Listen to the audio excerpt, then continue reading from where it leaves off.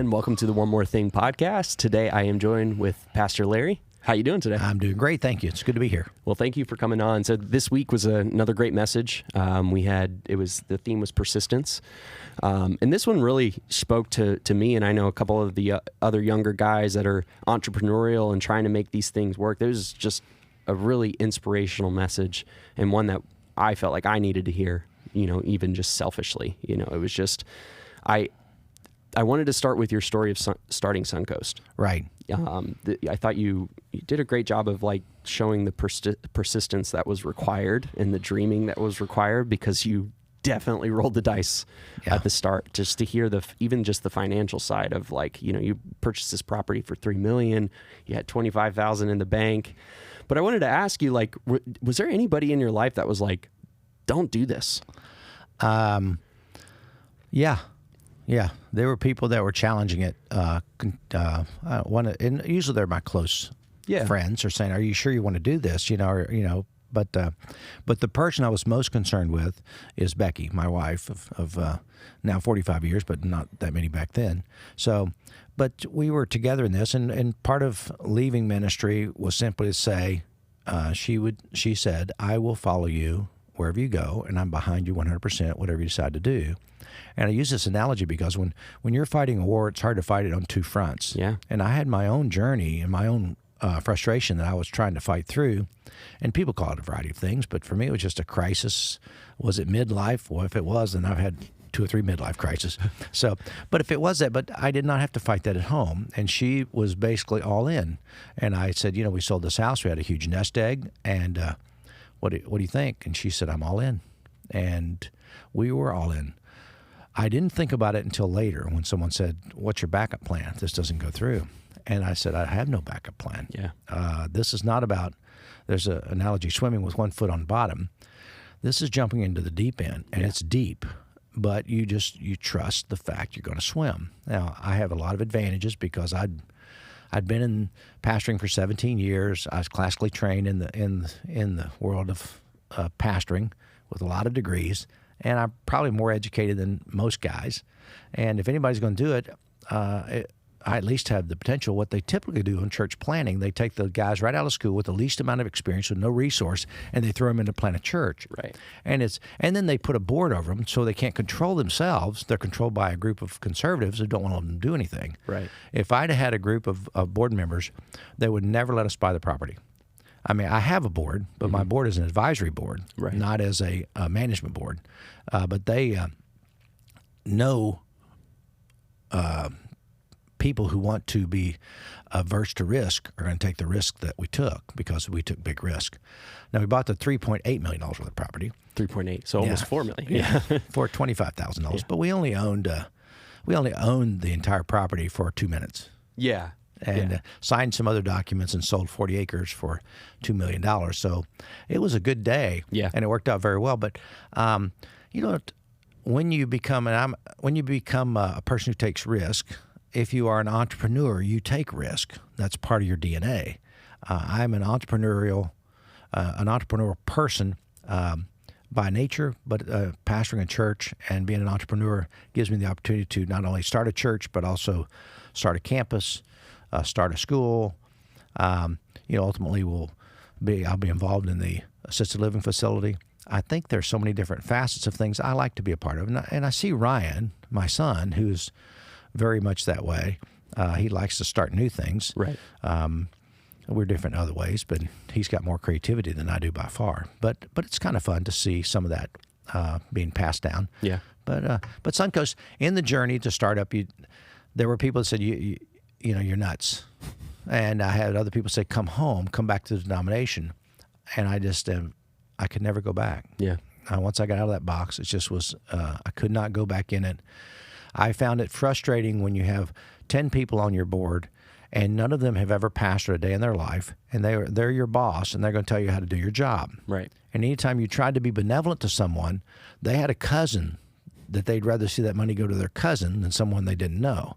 And it really was every board meeting, and it was once a month, I was in sales, and I tried to sell the board on what I was doing. Right. That's what led to my departure. Yeah. I got so tired of a good idea taking 8 months to implement. Whereas when we started Suncoast, good ideas we implemented in 8 minutes. Right. We said, it's a good idea. Can we afford it? Do we think it's worth it? Then let's do it. And that's been our philosophy for 23 years. I enjoy it, but it is not about, like I said, some inspiration, mostly perspiration. Yeah. You just got to work it. Yeah. And you can't let go. You got to work every day, and and you work hard at it, and you see the bigger goals and bigger picture, and you strive for it. Yeah. And I want to go back to even just Becky being so supportive. You're obviously, for people that don't know, I'm married to your daughter, and she has that same DNA. She's been so supportive, and I just can't imagine trying to build a business or better yourself without somebody at home that's encouraging you and all in with you. Yeah, and I think, of course, I got married when I was 19 years old, and Becky was 20. Yeah. And even though she's older than me, I was much older than she was in areas of life. I grew up with 8 brothers and sisters, and I really moved out at one point when I was 16. I moved back in, and I graduated from high school at 17 and left home and never really lived at home again. And she came to college a little bit later, like one semester later, and her dad and mom were very solid, middle-class family, and they taught their kids values. They had dinner together every night, and her dad was the provider for the family. And that family structure is almost stereotypical of the American history. Yeah, family. Like the American dream. Yeah. Exactly. Yeah. And she grew up in that. But she was more sheltered, and I was not. So even as bold enough to ask her to marry me, I just am stunned that her parents did not object strongly. I feel the same way. well, we would never object. Oh, well, that's very kind. I appreciate it.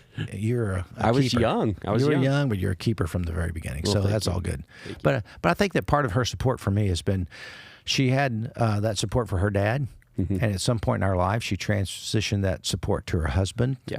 And it's not that she's a wallflower. If you know my wife, she is. No. People think, oh, I'm the tough one and she's the sweet one. And in all honesty, she is very headstrong. Yep. And she doesn't like for me to say these words, but she's headstrong. She knows what she wants. She has certain boundaries that she lives by. Right. And she's fine within those boundaries, but you move beyond those boundaries, which I play on the boundaries all the time.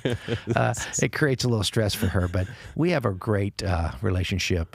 But her support for me is, I tell men this, if you have things good at home, there is no mountain that's too tall or ocean that's too deep. Agreed. You can do wonderful things if you don't have to fight the front on both sides. Yeah. If I'd had to fight her every day, so I don't want to spend that money, or I don't know if if she'd been second guessing everything we did, it probably would have never occurred. Yeah. I needed her full support, and she gave it, and I'm grateful for that. Well, that's amazing. I mean, I've been in the family for almost 10 years now, but it's one of those stories that it's a great reminder, and it's you guys instilled that into Laura, and she is one of my biggest supporters, and I work that boundary line of uncomfortable for her all the time, just like, all right, well, I have this idea, what do you think? And then I have to sell her on it, but then once she's sold on it, she is 100% in. The young kids, the youths call it ride or die, Yeah. But Now, I will say about Laura, which is our oldest daughter, all her good qualities are mine. All her qualities that are a little stubborn, headstrong, they belong to Becky. That's why I married her. I mean, her Adam humility and Eve. comes That's from right. you, right? Yeah, well, I'd say, God, you gave Eve to me. It's your fault. She gave me the apple. You gave her to me. So it's never my fault. Exactly. It's always Becky's fault. So if there's any problem with Laura, which I'm sure there's not. No, she's perfect. I couldn't ask for a better wife. But if she ever had something negative, well, at least we know who to blame. Exactly. Well, I'm not going to comment on that one. Very well. You're a smart man. Yeah.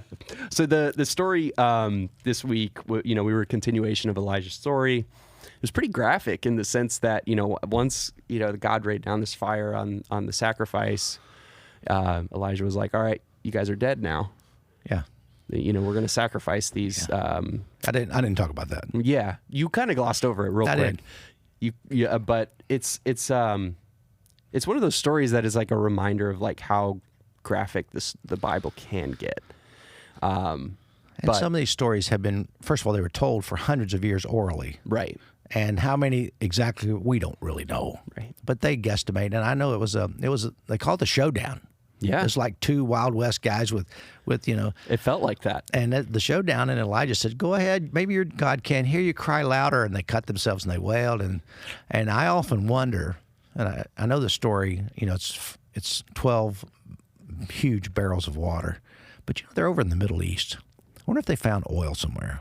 Yeah. Or gas. Of course, gas is refined, but Right. And no wonder when the lightning came, it licked up all the water in the ditches. Exactly. I mean, something happened where it's all gone. Right. But I chuckle about that and say, well, there's no proof for it to be anything but water. But it's a great story, and Yeah. it symbolizes the great truth that it's time for people to put up or shut up. Right. And he was saying, you want to see something great, and you saw something great. Now, we're going to talk about the stories that progresses from there, how a guy can stand up so boldly one minute and run like a dog with his tail between his legs the Right. next moment. And that's coming up. Yeah, and I'm excited. I think the tagline for this coming up week is "No pain, no gain." Right. And it's going to be a good one. So, for one more thing, do you have anything that you kind of left out, or anything that you kind of glossed over from this weekend that you kind of wanted to talk about? I love the story of the water at the end. That was great. About the pump. I think you told that on a podcast one time too. I think we talked about it in here. Yes. In a staff meeting, we talked about it. Okay. But I don't remember being on a podcast. But, Okay. But at least we talked about it in a staff meeting.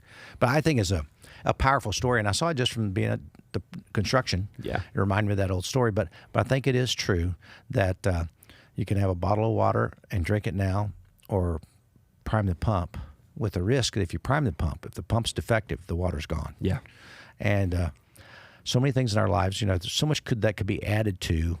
What does it take for you to prime the pump in your life? And I didn't go there because it's a closing story, but I could add on to it. Right. What are the things that you can do that would make your life more fulfilled and also fulfill the lives of others? Right. And you can put it in the area of money. Well, if I made more money, then how it would help me, and I could help more other people. Or I've hit the lottery, How many times have you heard that? Oh, my and once gosh. I hit the lottery, I'm going to give a bunch of money to the church, And I talked to my friends recently about that. I said, but if you hit the lottery, you have all this wealth.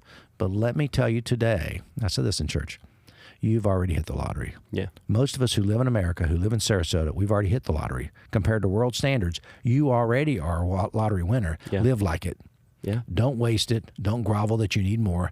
Be generous with what you have and love other people. And it makes a big difference. I couldn't agree more. Well, Pastor, thank you so much for being on One More Thing. It's always a pleasure. My pleasure. Thanks. Thanks.